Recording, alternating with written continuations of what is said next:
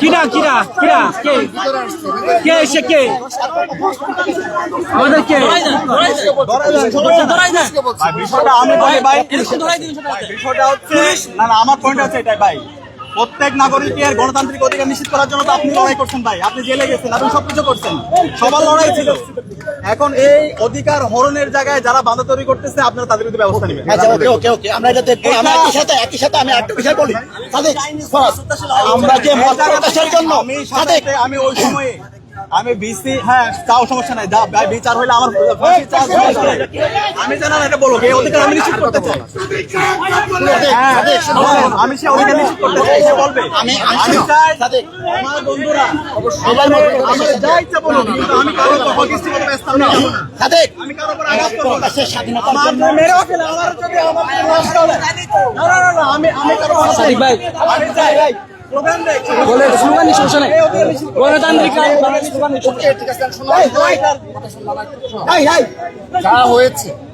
যা হয়েছে আমরা জুবায়ের এবং মুসাদ্দেক সুন্দরভাবে কথা বলে করেছি, ওদেরকে একটা রিকোয়েস্ট করেছিলাম, আজকে তুমি কল দিলে ওদের সাথে আমাদের কথা হলো, ভাইয়ের সাথে কথা হয়েছে, সেও আমাদের কল দিয়েছে, কারণ সবার সাথে কথা বলতে পারলে জুবায়ের এবং মুসাদ্দেক ওরা এমনিতে আমাদের কল এমনিতে কোনো কারণ স্যার ভাই কি অবস্থা কেমন আছেন, আমাকে নাসিরকে বলো, আমাদের ঢাকা বিশ্ব প্রেসিডেন্টকে বলো, সবার সাথে।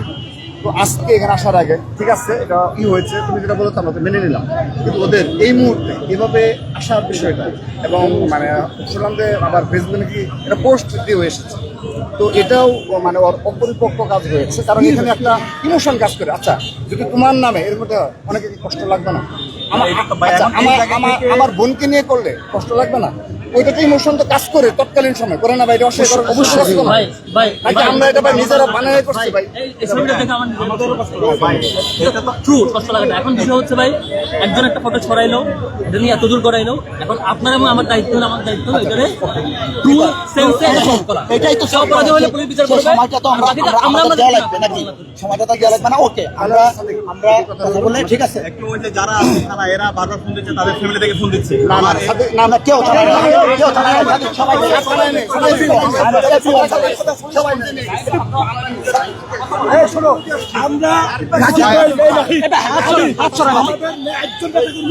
আসার পর কেউ গায়ে হাত দিতে দিলে প্রথম কথা আমরা চেষ্টা করছি যতটুকু সম্ভব, কিন্তু এটা তোমাদের আশা বলে যাই হোক, এখন তোমরা ভিতরে যাওয়া দরকার, এখন চলে যাও, এটা হচ্ছে ভিতরের কাজ হবে।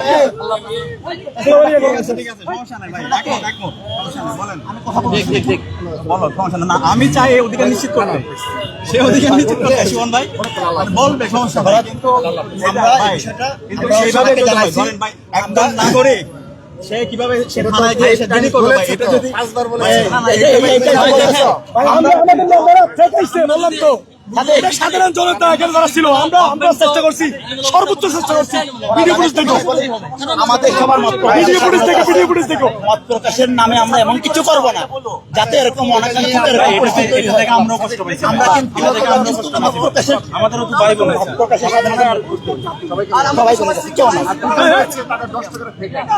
তোমাদের বিশ্ববিদ্যালয়ের কেউ না, এখানে বাইরে ব্যবস্থা নেই, ওটার ব্যাপারে আমার কোনো কথা নেই, ব্যবস্থা নেই। এখন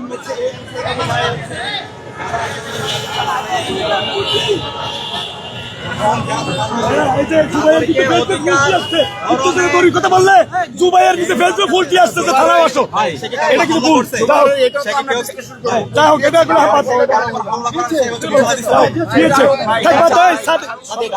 ভাই একটু আমরা সবাই কথা বললে একটু কম হয়ে যাচ্ছে। এখন বিষয়টা হলো ভাই আমরা তো আমাদের মূল উদ্দেশ্য এক, দেশে গণতন্ত্র প্রতিষ্ঠা, ক্যাম্পাস শান্ত থাকো, শিক্ষার পরিবেশ নিশ্চিত হোক, এই ব্যাপারে তোমার কোনো পয়সা নেই। আমরা সবাই মিলে একটি সুন্দর গণতান্ত্রিক ক্যাম্পাস বিনির্মাণের জন্য সবাই মিলে কাজ করবো, তবে তোমরা যারা এসব কাজে সবাই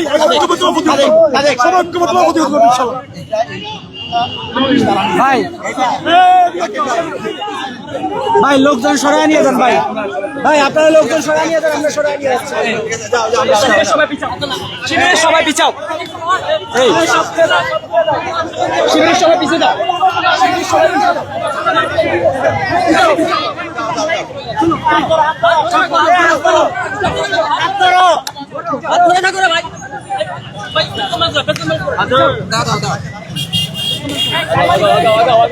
দর্শক এই মুহূর্তে আমরা দেখতে পাচ্ছি ছাত্রদল ও ছাত্র শিবিরের মধ্যে যেই সন্ধ্যা থেকে শাহবাগ থানার সামনে যেই ধাওয়া পাল্টা দেওয়া হচ্ছে, সেই ধাওয়া পাল্টা দেওয়ার পর শাহবাগ থানার সামনে ছাত্রদল সভাপতি রাকিবুল ইসলাম রাকিব ও ডাকসু ভিপি ও ছাত্র শিবিরের নেতা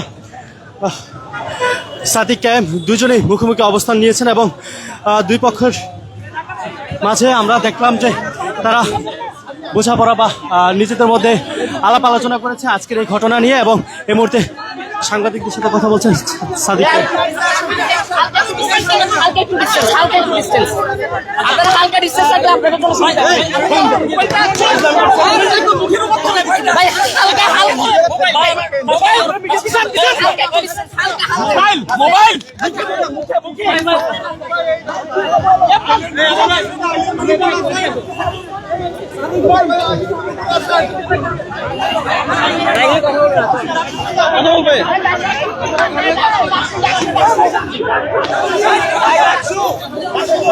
দর্শক এই মুহূর্তে শিবিরের পক্ষ থেকে যে আলাপ হয়েছে ছাত্রদলের সাথে, সেই আলাপ শেষে তারা ঢাকা বিশ্ববিদ্যালয় ক্যাম্পাসের দিকে এগিয়ে যাচ্ছে এবং ডাকসুর সামনে তারা সংবাদ সম্মেলনের মাধ্যমে কথা বলবে এমনটি জানাচ্ছে। তবে এবং এই মুহূর্তে তাৎক্ষণিকভাবে আমরা গণমাধ্যম কর্মী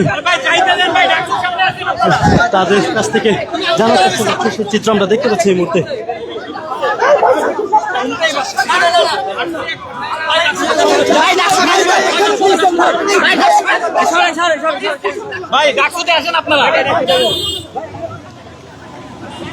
দর্শক এই মুহূর্তে আমরা দেখতে পাচ্ছি শাহবাগ থানার সামনে থেকে ছাত্র শিবির এই মুহূর্তে এখান থেকে বের হচ্ছে এবং শাহবাগ থানার সামনে ছাত্র দলের অবস্থান এখন পর্যন্ত বিরাজমান।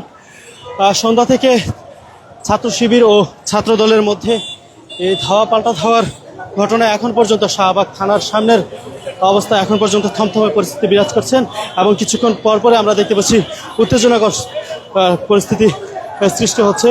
তবে এই মুহূর্তে আমরা দেখতে পাচ্ছি শিবির তারা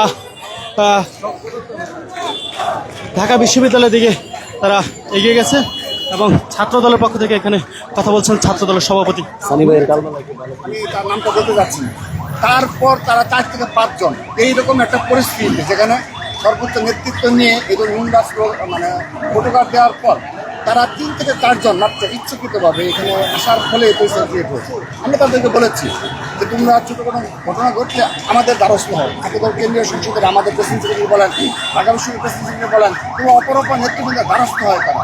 আমরা অত্যন্ত সহনশীলভাবে তাদের বিগত সময়ে সব বিষয়ে কিন্তু আমরা আমাদের তারা কারোর সাথে কথা না বলে সেই 3 থেকে 4 জন যারা আহত হয়েছে তারা এই হাজারের অধিক ছাত্রদের নেতাকর্মীর মাঝে এসে প্রবেশ করেছে।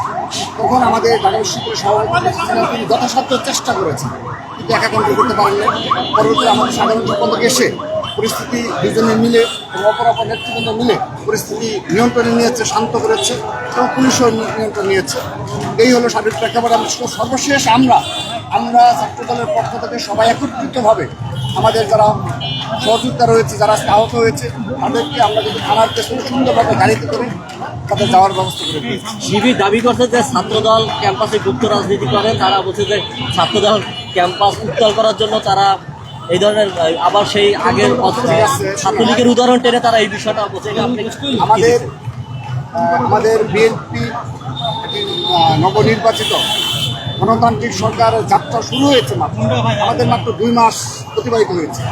এই নতুন সরকারের সূচনা লগ্নে কি বাংলাদেশের একজন সাধারণ শিক্ষার্থীকে বিশ্বাস করবে যে আমরা ইচ্ছাকৃতভাবে এই সময় অস্থিতিশীল করবো? এটা কেউ বিশ্বাস করবে না। সেহেতু আমি তাদেরকে এরকম মিথ্যা অপবাদ এবং প্রপাগান্ডামূলক রাজনীতি বের হওয়ার আহ্বান।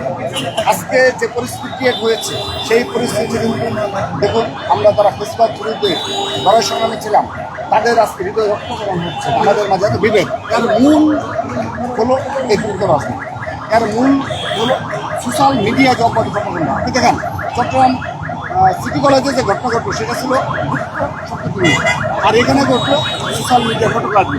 আমরা বারবার বলে আসছি এই দুটো বিষয় সমাধান না করলে তাদেরকে বলেছি, তারাও আসলে কথা দিয়ে গেছে যে সোশ্যাল মিডিয়ার বিষয় এবং এই গুপ্ত রাজনীতি তারা দেখবে।